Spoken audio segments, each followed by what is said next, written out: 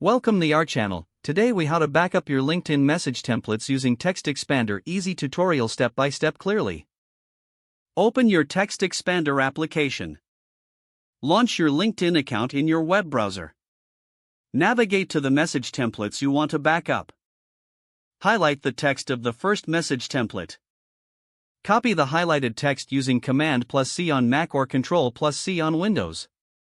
Switch back to your TextExpander application. Create a new snippet by clicking on the plus icon. Paste your copied text into the snippet box using Command+V on Mac or Control+V on Windows. Assign a shortcut for your snippet if desired. Repeat these steps for each message template you want to back up. After you've copied all templates, go to the TextExpander menu. Select Export to save your snippets. Choose the format that suits your needs. Select the location on your computer where you want to save the file. Click Save to finalize the export. To import your templates back into TextExpander, open the application again.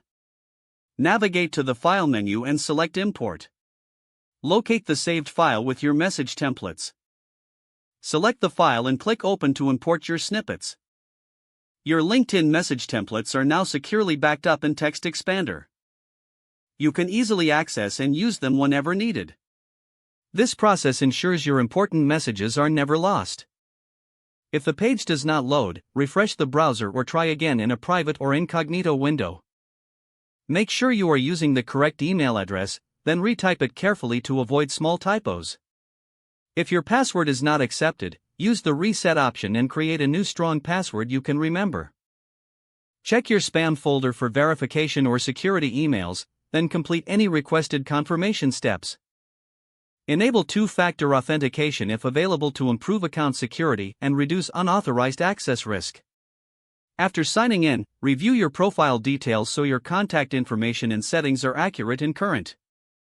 If you see an error message, note it down and try again after restarting your device and internet connection. Don't forget to like this video and subscribe to our channel for more step-by-step tech guides.